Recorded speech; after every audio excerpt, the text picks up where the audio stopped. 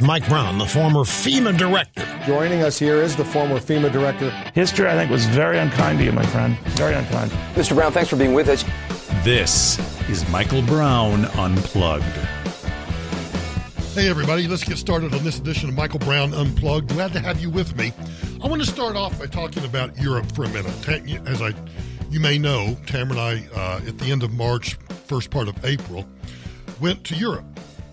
And while I was there, any time that I would talk to or have the opportunity to talk to taxi drivers, Uber drivers, talk to anybody about what was going on in Europe, I'd try to find out as much as I could about what was going on in terms of immigration.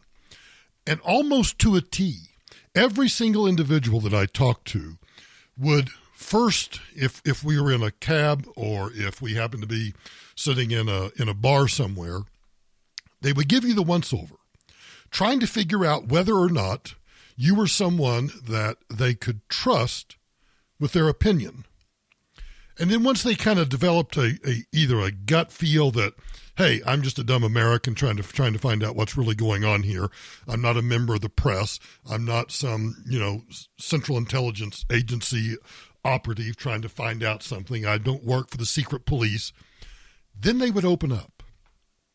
And as they opened up, they would talk about how they feared for their country. And it wouldn't make any difference what country we were in. The fear was the same. And the fear can be summed up like this.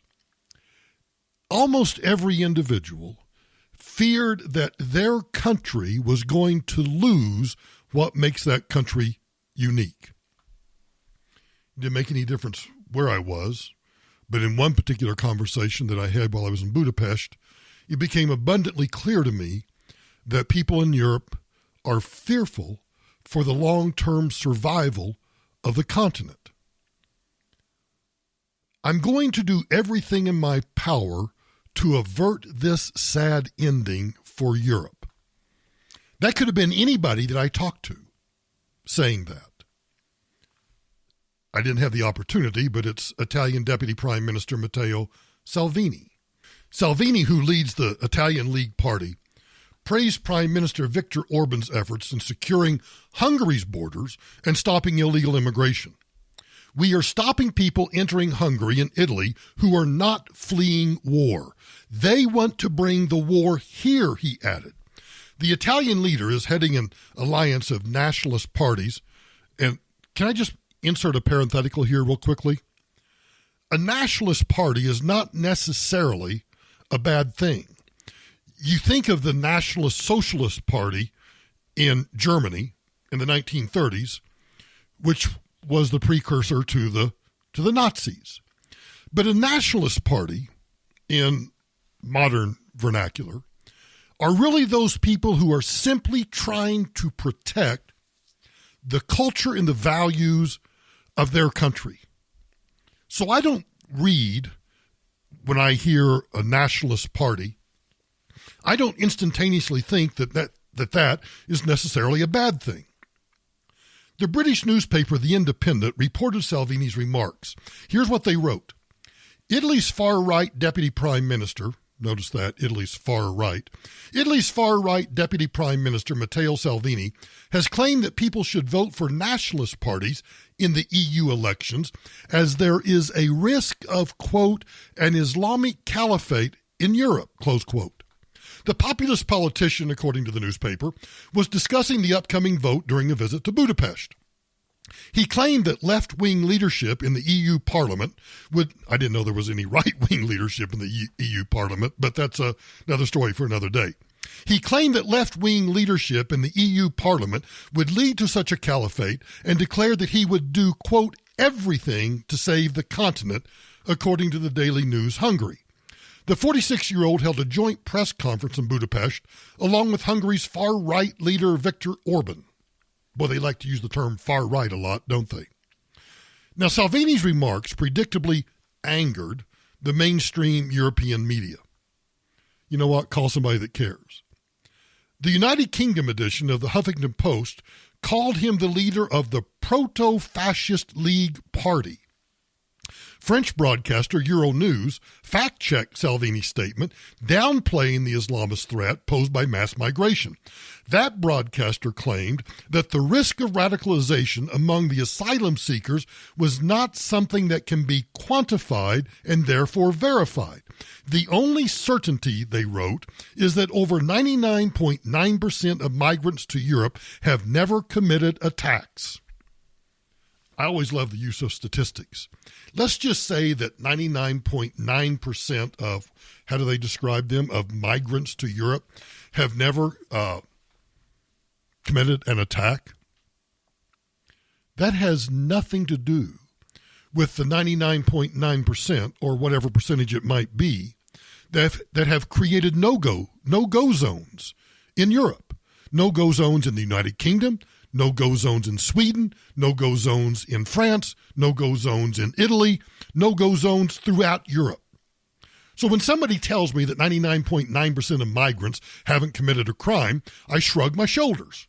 And I think to myself, well, okay, that may or may not be true, but that does not mean that those migrants aren't establishing themselves in parts of Paris or parts of London or parts anywhere in Sweden where they won't allow the governments, law enforcement, firefighters, postal workers, anybody in or out of those areas.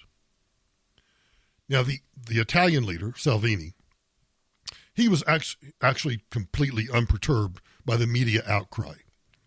In response to this media outcry, calling him a right-wing nationalist, he said, "I'm used to attacks from the left-wing press and television, both in Italy and throughout Europe.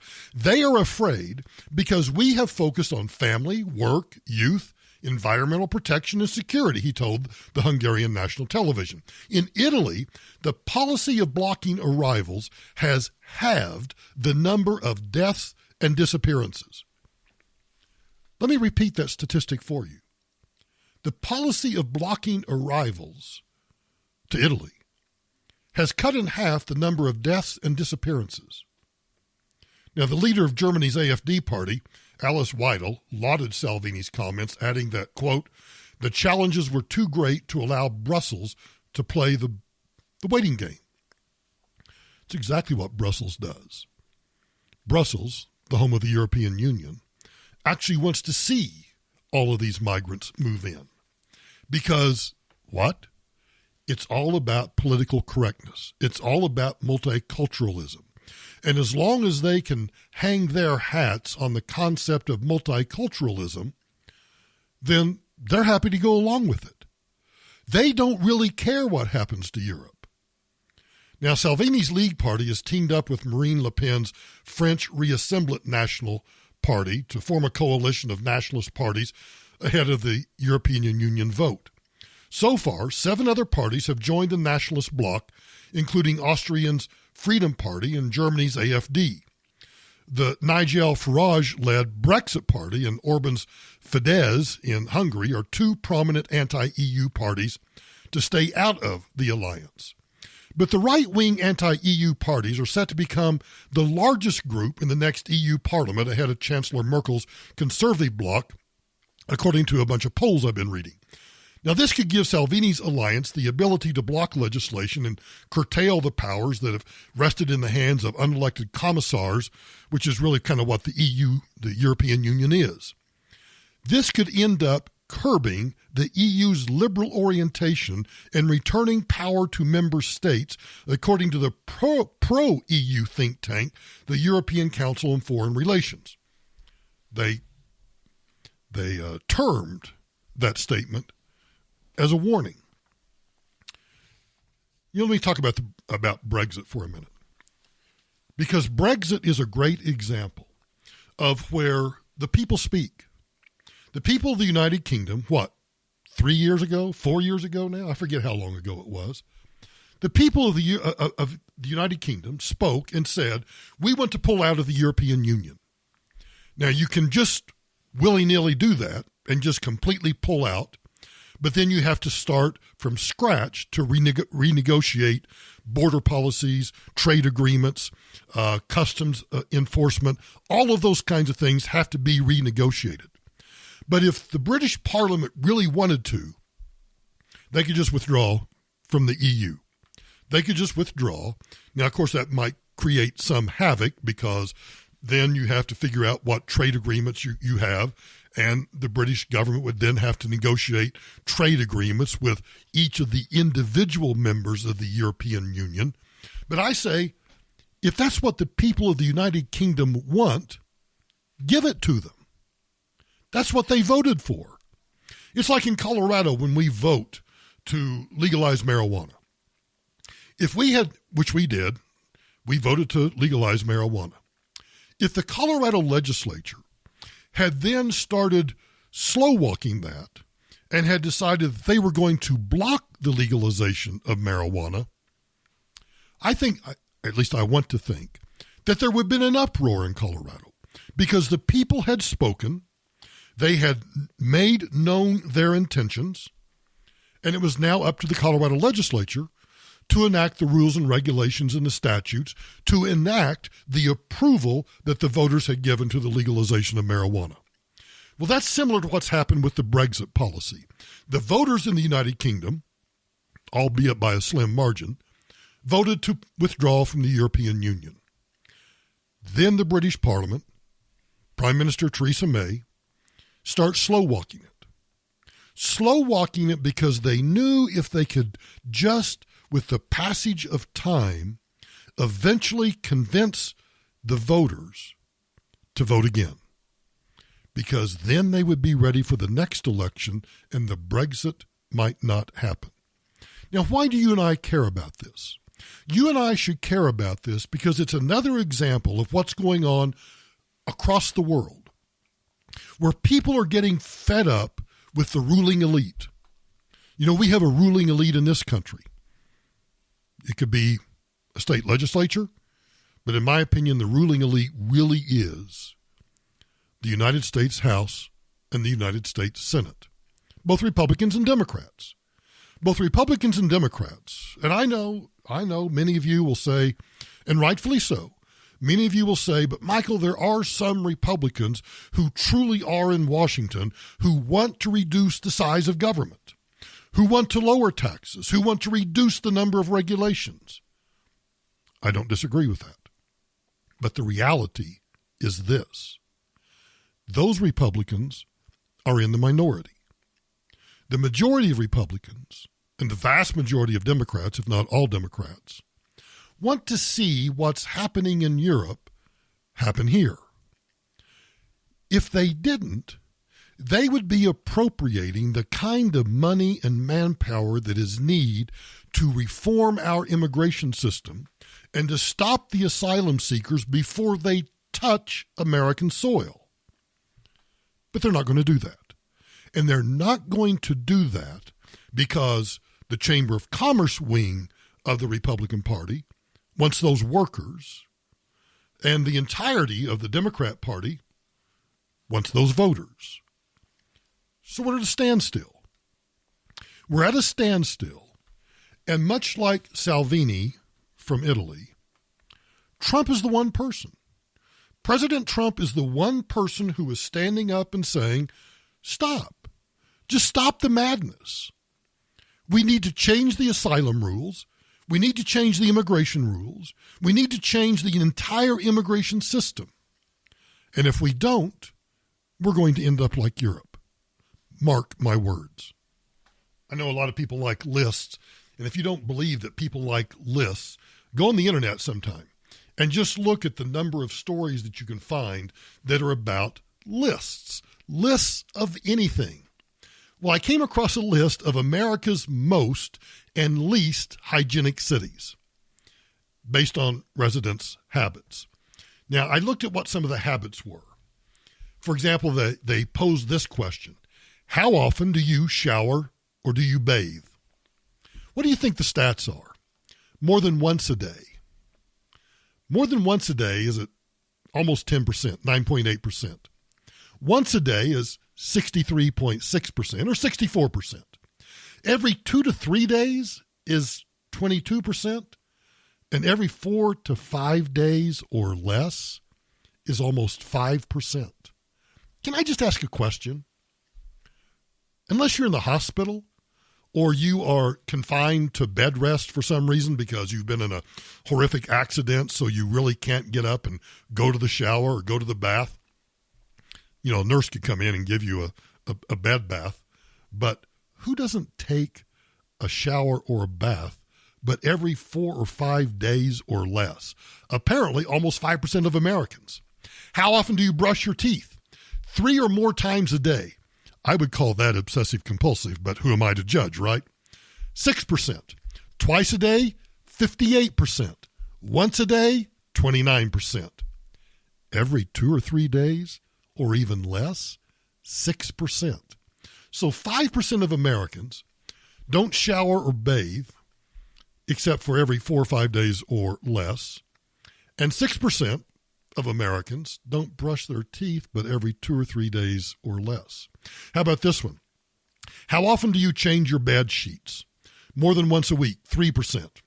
I think that might be a little obsessive compulsive too, unless, of course, you've, had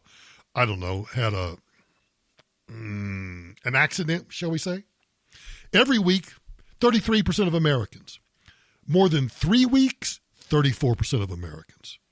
Tamara would be apoplectic over that. She changes the bed sheets once a week. Sometimes more often, but once a week. Every month, 18%. Every 2 to 3 months, 7%. And more than 3 months before you change the sheets on your bed, 3%. I love lists. How long do you generally wear the same pair of underwear? How many of you would honestly answer this question? Every day, 86%. That's a relief. I've got a renewed faith in America. Every 2 to 3 days, 9%. 4 days or more, 4%. That's a survey of 2,700 U.S. residents. But let's go to America's most and least hygienic cities. The most hygienic, I don't know, let me see if I can find where Denver is on this list. Seriously? This is from the most hygienic to the least hygienic. Miami, New Orleans. New Orleans? No comment. I plead the fifth on that one. Miami, New Orleans, Charlotte, Detroit, New York, Atlanta, L.A., Nashville, Dallas-Fort Worth, Phoenix, Philly, Boston, St. Louis, Cleveland, Minneapolis, St. Paul, Baltimore, Indianapolis, Houston, Chicago, Las Vegas, Pittsburgh, San Francisco, the home of the poop map, number 23, Washington, D.C., number 24, Denver, Colorado, and number 25, Seattle, Tacoma. Denver, you embarrass me. We are worse than Washington, D.C. Have you ever been to Washington, D.C. in August? Here's a helpful tourism hint. If you want to go visit the nation's capital, do not go in August. Now, the only advantage to going in August is that most of the time, Congress is going to be out of session. I mean, we might call them yahoos and we might call them a bunch of goobers, but they at least understand that August in Washington, D.C. is horrifically humid. It stinks. It's hot. It's miserable. So if you go to visit D.C. in August, you at least won't run into a bunch of Congress critters. But you're also going to from the top 25 cities of the cleanest to the most hygienic to the least hygienic. The bottom 3 are Washington, D.C., Denver, and Seattle, Tacoma. The bottom 4, San Francisco, Washington, Denver, Seattle. We have so much to be proud of. Remember in the earlier podcast last week, I talked about the documentary Seattle is Dying. It talked about the homeless problem going on in Seattle. Well, that might account for Seattle being at the bottom of the list, being the least hygienic city in the country. But Denver, 24? Shame on us. Lists. You got to love lists. You know that the House Judiciary Committee, headed by Congressman Nadler from New York, is demanding that not only Bob Mueller come and testify about the findings in the Mueller Report, I guess because members of Congress can't read, everything you need to know is in the Mueller Report, but the Assistant Attorney General, Stephen Boyd, has written to the House Judiciary Committee telling Nadler that his demands for the full version of the Mueller Report have no legitimate basis. Boyd wrote in response to Nadler's Friday letter in which he threatened to hold the Attorney General, Bill Barr, in contempt of court unless he handed over the full version of the Mueller Report. Now, Boyd said that Nadler and the House Judiciary Committee do not hold a legitimate basis for the request. In the letter, he wrote, "The committee has not articulated any legitimate basis for requesting the law enforcement documents that bear upon more than 24 criminal cases and investigations, including ongoing matters." He said the committee does not identify any available legal basis to authorize the department to ask a court to share the materials. Here's what's driving me nuts about this, because the Democrats, you have to give them credit for being smart about this. They're smart because the more they harp on the idea that Bill Barr is refusing to turn over an unredacted version of the Mueller Report, plays into the hands of the ignorant among us. Let me describe to you, in generally, some of the things in the Mueller Report that should not be disclosed even to members of Congress. Grand jury testimony, grand jury proceedings. I think federal law and every state law prohibits the disclosure of any sort of grand jury proceedings unless a court finds a legitimate basis for doing so. And best I can tell, that rarely, if ever, happens. And there's a good reason for that. Because as we all know, any good prosecutor can get a ham sandwich indicted. So the prosecutor goes in front of a grand jury to present the best evidence that he has, or at least enough evidence, to convince the grand jury to return an indictment against the target of the investigation. Those proceedings should not be made public, because some of that evidence might disclose legitimate law enforcement confidential informants. It might disclose, in the case of a federal grand jury, national secrets. It might disclose certain ways that the CIA or other intelligence agencies operate. But there's another reason why it shouldn't be disclosed. There are ongoing investigations. Bob Mueller pointed out in his report to the Attorney General that there are ongoing criminal investigations of other individuals that have not yet reached the point where either the indictments have been handed down or the cases have gone to trial. That information should not be disclosed. It would jeopardize those criminal investigations. It would jeopardize those criminal cases. But to the untrained ear, if you hear that, well, they're trying to hide the Mueller report, they won't turn it over to Congress, now you know there are legitimate reasons for them not doing so. And the fact that the news media continues to point out and play this narrative about Bill Barr must have something to hide because he will not turn over an unredacted copy of the Mueller report is a bunch of bovine feces. And it drives me nuts. It drives me nuts because, it plays on the ignorance of most Americans. And I don't mean ignorant in a bad way. There's not a good reason why most Americans would understand that grand jury proceedings are confidential. there's really not much of a reason why, although I think we're getting better about this, that most Americans would understand that the disclosure of ongoing criminal investigations, particularly at the federal level where you have a counterintelligence operation going on, that you don't want to disclose how the CIA operates. You don't want to disclose the methods that the FBI uses. You want to keep those kinds of things confidential. You see, I actually believe that there are, having held numerous top secret clearances, in fact, above top secret clearances, I do believe there are certain state secrets that we should keep state secrets, and the public doesn't need to know. It's not that I care about, well, actually, I do care about the public not knowing about it, because among our midst are spies. I know this is hard to believe, but both our enemies and our allies spy on us. They monitor everything the president says. They monitor all of the networks. They monitor the cable news shows. They read all of the newspapers. They look at all of the websites.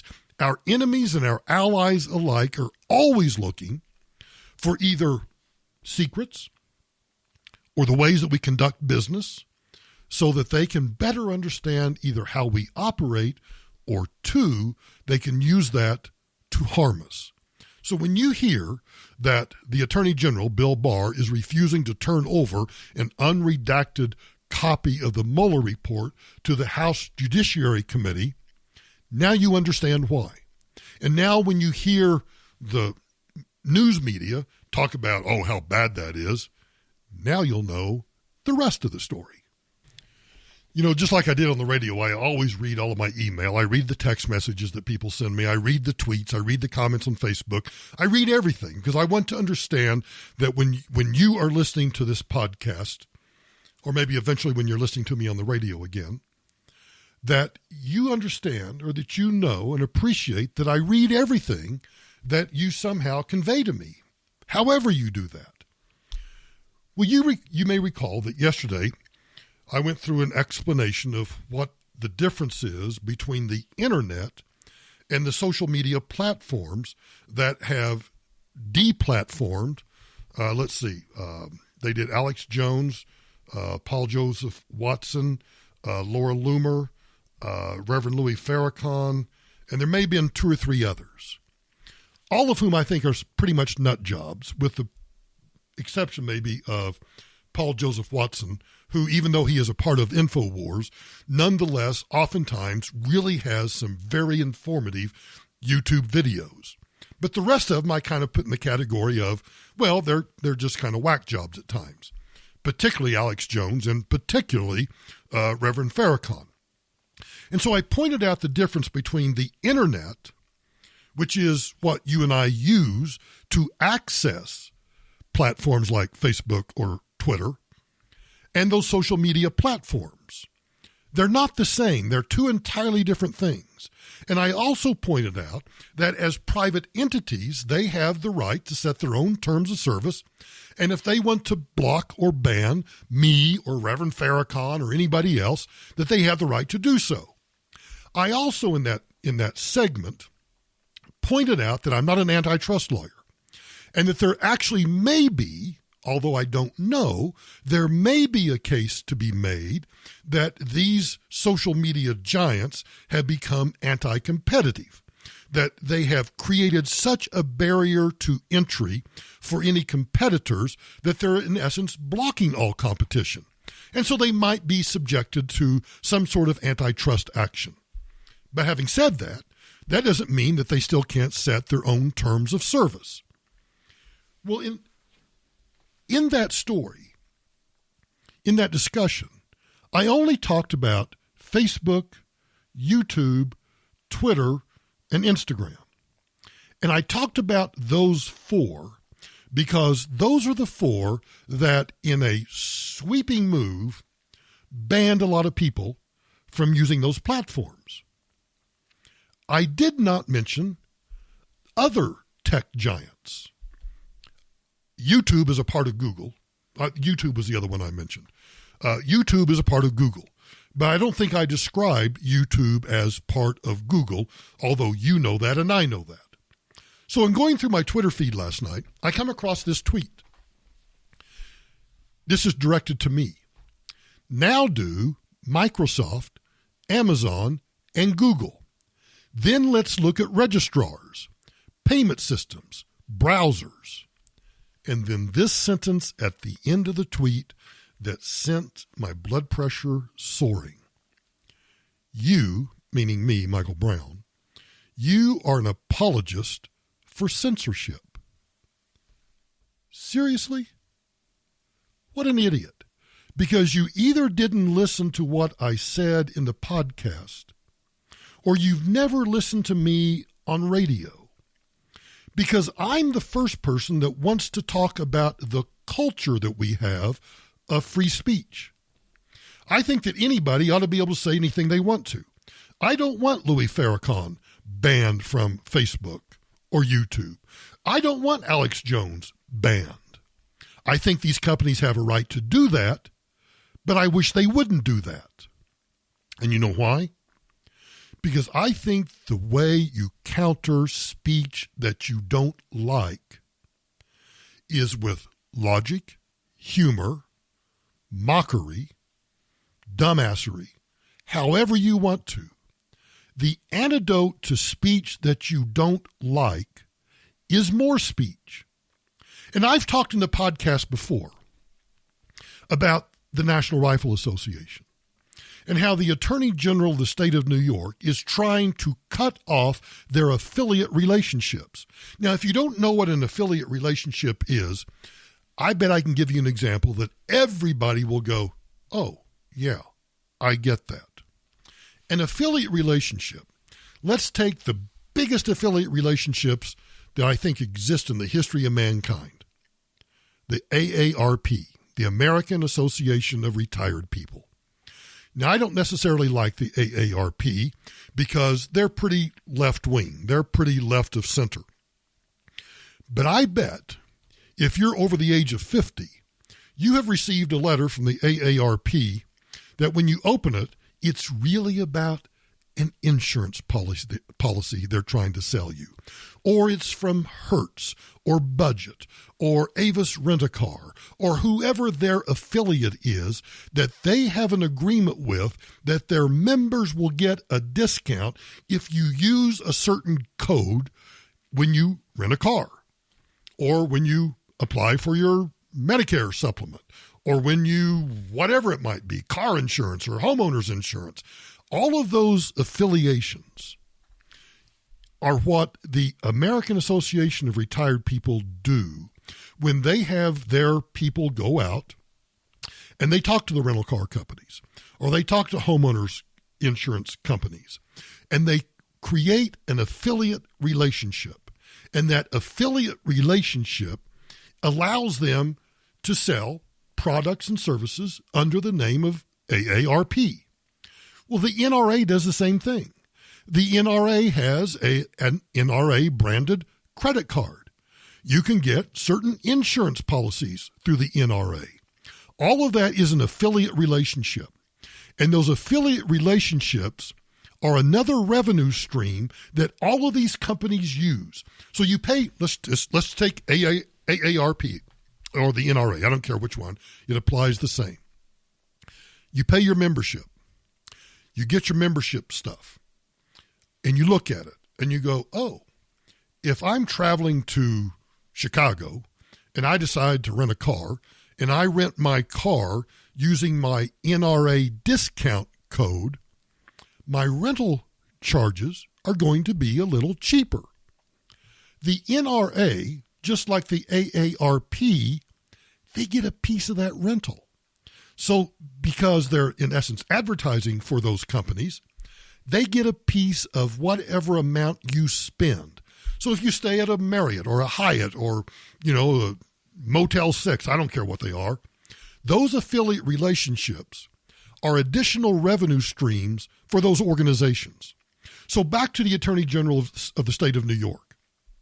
The Attorney General of the state of New York is trying to convince or force or blacklist MasterCard or Visa or anybody else that has an affiliate relationship with the NRA. That is un-American. And in fact, I would go so far as to say that's actually communist, because what they're trying to do is they are trying to take away from a lawful organization. The AARP is just as lawful as the NRA or whatever teacher union you belong to, or whatever group of the AFL-CIO or the SEIU or any organizations you belong to. Any of those lawful organizations have affiliate relationships. And for the Attorney General of the state of New York to go after the NRA by trying to cut off, by threatening Visa or MasterCard, hey, you better cut your ties with the NRA or we're going to come after you, that's morally repugnant. It's anti-American. I am not an apologist for censorship. I'm a realist. And I understand that whether it's Facebook or YouTube or Twitter, that they have their own terms of service. And so they can ban anybody they want to. Now, do I agree with that? I don't agree with that in the least. But I understand their legal right to do so. That doesn't mean I'm an apologist for censorship, because if you've heard me talk before about these social media platforms, you've heard me talk about how they are censoring people of a certain political persuasion. If you're right of center, you are more likely to get banned than if you are left of center. As I said last night or yesterday, I find it funny that the Atlantic magazine characterized Louis Farrakhan, an anti-Semite, as a right-winger. I mean, that's just ignorant, utterly ignorant. So let's look at Microsoft, Amazon. Let's look at Google. Let's look at payment systems. Let's look at browsers. If you understand anything about the history of Internet Explorer, you know that there was an antitrust case against Microsoft over the Internet Explorer browser. I don't have to be an apologist for any of these companies. I know how big they are. I know how they are barriers to entry.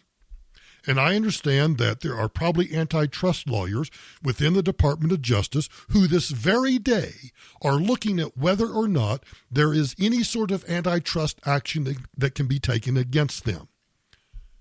But that's not for me to decide. That's for the Department of Justice to decide. The point that I want to make is that anybody who calls me an apologist for censorship simply isn't paying attention. I tell you what I am an apologist for. I'm an apologist for the natural God-given right of self-defense, which means it's time for a taxpayer relief shot. This one comes to us from Houston, Texas. A Houston pastor, see those pastors, they're just nuts sometimes. A Houston pastor and his wife shot and killed an intruder Saturday night in West Houston. Investigators said it happened around 11 p.m. Doesn't make any difference where it was. Houston Popo said the intruder kicked the back door open of the couple's home. The Popo said both the wife and the husband grabbed their guns and confronted the intruder after they heard some commotion at their back door. I like this couple.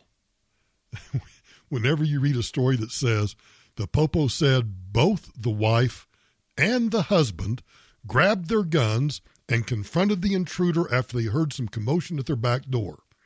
The police say both fired at the intruder multiple times, killing him. Police said that charges against the homeowners are unlikely. They're reviewing surveillance cameras in the neighborhood that may have captured the confrontation. That's a good taxpayer relief shot right there.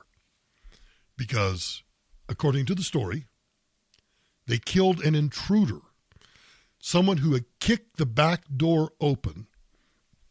So you have to imagine that by the time the pastor and his wife grabbed their guns and headed toward the commotion, the thug had entered the home. But even if he had not entered the home, if the thug had even kicked the back door open and was getting ready to come into the home, it would still be a clean taxpayer relief shot. And what do I mean by a clean one? It means it was a justifiable homicide. It was justified in the sense that I'm quite certain this couple feared for their lives, particularly when they heard the back door crash open and then found an intruder inside their home. You know, it's probably a good time to remind everybody that taxpayer relief shots really have nothing to do with the Second Amendment. The Second Amendment does indeed guarantee us the right to keep and bear arms. But the purpose of the Second Amendment was in order to ensure a free republic. What I'm talking about in terms of defending your own home and your own property is a natural right, is a God-given right. And that's why we do taxpayer relief shots. And this one out of Houston was a pretty darn good one. For those of you that don't live in Colorado, the University of Colorado has hired a new president. His name is Mark Kennedy. The new president will make $850,000 next year, twice as much as the president of the United States of America. And I found that figure, it didn't surprise me. The president of a major university, $850,000, seems like, that's not too bad of a price. But the point I want to make, Democrats complain about the high cost of a college education, yet they dominate the Board of Regents of most public universities, including the University of Colorado. They're the ones that have approved the compensation package for the new CU president, Mark Kennedy. So if you want to, or you buy into the idea of free education, now the CU president is already paid in part with Colorado tax dollars, paid in part by tuition, paid in part by fees, paid in part by the different revenue streams that are generated by the university. But isn't it kind of fascinating to think that everyone wants to talk about free college? Well, you still have to pay the president. You still have to pay the utilities. You still have to pay the maintenance costs of the facilities. You still have to pay for all of the utilities. You have to pay for all of these things. So when Democrats dominate boards of regents around the country, and yet they're the first to complain about the high cost of college educations, maybe they ought to look at how much they're paying college presidents. And oh, by the way, I saw the story the other day about elderly people and elderly people who are still paying off student loans. And Tamara, we were having dinner as we watched the story, and Tamara looked at me and she was like, can't they bankrupt that? No. Since the federal government took over student loans, you cannot discharge your student loan in bankruptcy. So if you wanted to fix student debt, rather than have, of course now it's impossible because now we as taxpayers are on the hook for all of that debt. But assuming that we hadn't been on the hook and we had allowed students to discharge their student debt in bankruptcy, that might still have driven up the cost of borrowing because now private lenders that would make student loans in the past might look at what their loss ratio is to the number of loans that they're making and either increase the interest rate a little bit, or they might increase the underwriting values so that only the least risky people got student loans. But I'm digressing. The whole point of this particular commentary was we're paying the CU president $850,000 a year. Democrats dominate the Board of Regents. Quit telling me about the cost of tuition. Quit griping to me about the cost of a college education. And then certainly quit telling me how you're going to offer free college for anybody that wants to go, because you still have costs. You see, I don't think Democrats understand a ledger sheet. They don't understand a financial statement. They don't understand that you need revenue, and that revenue is to offset the costs that you have of doing business. just the cost of doing business. I'd like to take almost any Democrat that supports a universal basic income or that supports free college for all or Medicare for all or anything else, and I'd like to put them in a small business where they've got to meet the payroll of, I don't care, it doesn't have to be a big company, a small company, 5 employees, and let them figure out how they're going to make payroll. I'd love to watch that. I found this story fascinating simply because if you recall, there were, and I hate to say this, but there were people on our side of the political spectrum who were somehow convinced that if Barack Obama was defeated by Mitt Romney back in 2012, that Barack Obama would refuse to leave the White House, that he was going to become a dictator of some sort. Well, now we've gone full circle. And now everybody thinks that Donald Trump is somehow going to turn into a dictator. And now the Democrats, the very people who have not accepted their 2016 loss to Donald Trump, are now telling us that they're worried that unless they beat him by a wide margin in the Electoral College, that he'll refuse to leave the White House. That is absolutely hilarious. Glenn Thrush writes at the New York Times, Nancy Pelosi warns Democrats, stay in the center or Trump may contest election results. Speaker Nancy Pelosi does not believe, this is what the Times writes, Speaker Pelosi does not believe that President Trump can be removed through impeachment. The only way to do it, she said this week, is to defeat him in 2020 by a margin so big he cannot challenge the legitimacy of a Democratic victory. That is something she sincerely worries about. Here's her quote, we have to inoculate against that. We have to be prepared for that. Seriously? You honestly think that if whoever the Democrat nominee is, it takes 270 electoral votes to win. Let's say they win by 270 electoral votes. They get exactly 270. That nominee would be the president-elect. I don't care whether it's Cory Booker or Kamala Harris or Joe Biden or the dog catcher. I don't care.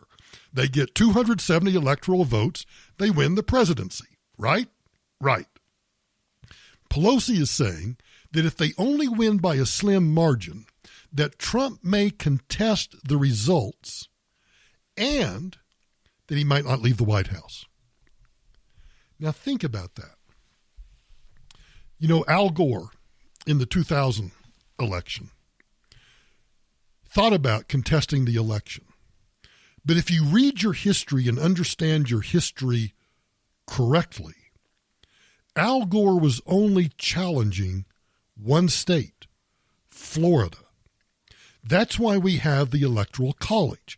So at the very time that Nancy Pelosi is saying that they need to win big so that Donald Trump will make sure he vacates the White House on January 20th, 2021, she's actually making a case for the Electoral College because you don't want to do, in fact, it's impractical to do a recount of the so-called, and I emphasize so-called, national popular vote. You can't go back and recount, hundreds of millions of votes in precincts across all 50 states. You simply can't do it. It's impractical. So she's actually making the case for the Electoral College. The Times continues.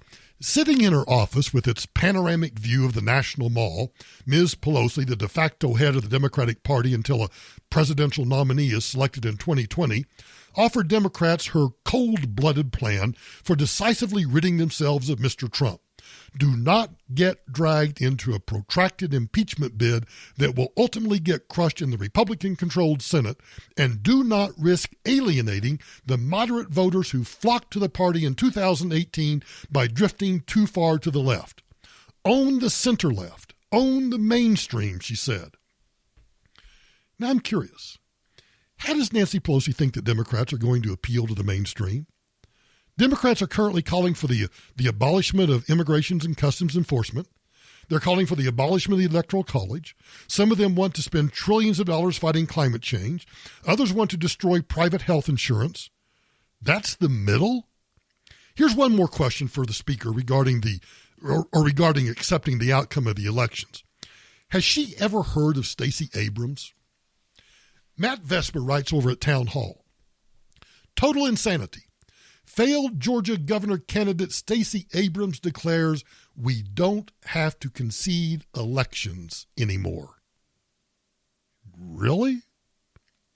Okay, so he writes, remember when Donald Trump said half-jokingly that he would accept the 2016 results if he wins? The media has a spastic attack.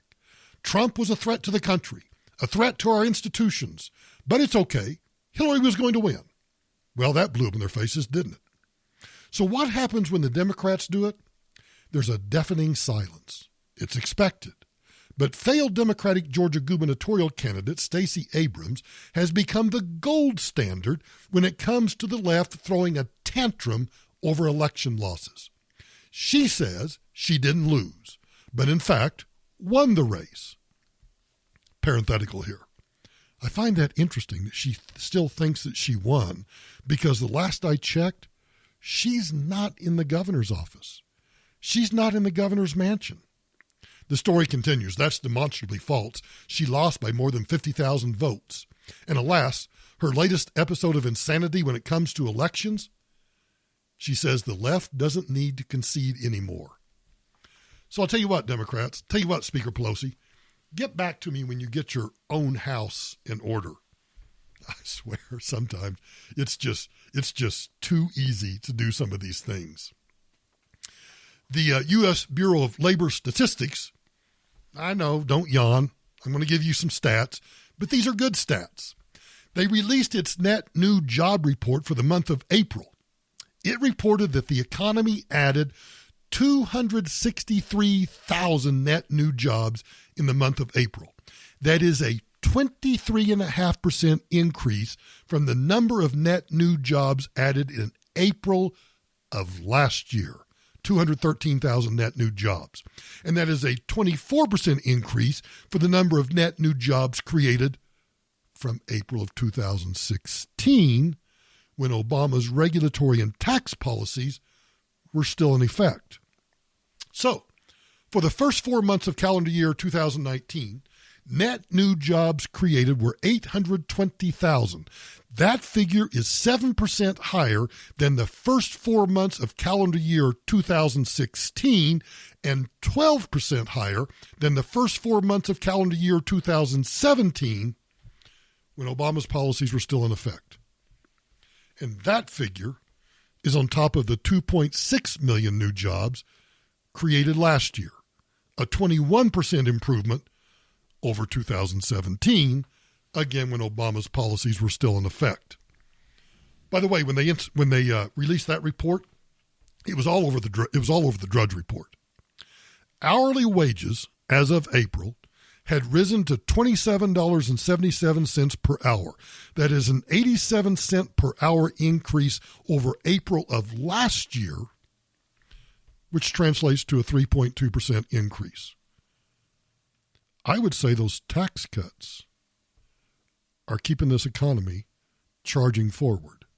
Now, we're still going to have to, don't get me wrong, we still have to deal with all the quantitative easing that the Federal Reserve did, and that's going to be a real bear to tackle. But nonetheless, you know what? It shows that the economy booms. Write this down. When you and I are allowed to keep more of our own money, and we're allowed to either invest it in the market, in a mutual fund, buy a new car, buy a new house, buy more groceries, go out to eat more, travel, whatever it is you want to do with your money, it's your money. That money churns in the economy over and over and over and creates an ever-growing economy. If there's not a better argument for you and I keeping more of our money than that. Let's close with this. A man from Iowa didn't really think the situation through after he was arrested for having images of child porn on his computer. That's not funny. But what is funny is how he was caught. 54-year-old Robert Leo Watson was sitting at home on Wednesday morning eating some biscuits with gravy when he accidentally spilled some gravy on his laptop. Doesn't that irritate you? You're just sitting at home eating biscuits and gravy, and you spill the gravy on your laptop. So what do you think this idiot did? Feeling dumb and useless, he decided to take his lap to Best Buy so the Geek Squad could take a look at it. But what this man didn't think through is that the Geek Squad employees are pretty much geniuses and can access all of your files. So there was the tech worker just doing his job. Doing just what? What's this guy's name? Robert Leo Watson? Just doing what Mr. Watson had said. Well, I spilled some gravy and biscuits on my laptop. Can you clean it up? Can you make it work again? And so the little Geek Squad guy says, well, sure I can. So there's the tech worker just doing his job, transferring the files he had on his old computer to a new device. And during the transfer, the employee noticed several images of what he believed were child pornography. So he quickly and surreptitiously contacted the Popo, and once both computers were complete, they were collected by the Des Moines police as evidence, and as they say, the rest is history. So, and I'm not accusing you of having child pornography on your computer, but if you're going to spill your biscuits and gravy, and you're going to get mad about it and go to Best Buy and have them, hey, can you transfer all these files for me? They're really important files. Just make sure you've cleaned your computer of all your porn, all right?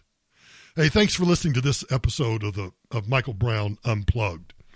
I would really appreciate it if you would share this episode with your friends. When you go on Speaker, there is a way that you can share it. So if you would tweet it out, if you would post it on your Facebook page, if you would share it on YouTube, however you do your sharing of your social media stuff, I would really appreciate you doing that. The numbers continue to grow, and I'm very appreciative of you for listening to the podcast. You can also follow me on all the social media sites, even those that I have ripped a new one in this podcast and yesterday's podcast. And you can do that by going to michaelbrowntoday.com. michaelbrowntoday.com. And in the corner of the homepage, you'll see the button for Speaker, and that's where you can listen to the podcast. You can also listen to it on Spotify, Stitcher, TuneIn. We'll eventually be on iTunes. We're still waiting for iTunes approval. We're still waiting for the iHeart app to approve us, and we'll be on the iHeart app pretty soon too. But right now, just go to michaelbrowntoday.com. Click on the corner where it says Speaker, and you can listen to the podcast there. And then I have one last favor to ask of you also. I really would appreciate it if you would follow me on all my social media platforms. If you would follow me on Facebook and Twitter and Instagram, and if you would subscribe to my YouTube channel. All of those you'll find across the bottom at michaelbrowntoday.com. So rather than me sitting here telling you how to go to Facebook or YouTube or Twitter or Instagram, you can just go to michaelbrowntoday.com, and across the bottom you'll see the icons for all of the different social media platforms that I participate in, including LinkedIn. Forgot to mention that one. So michaelbrowntoday.com.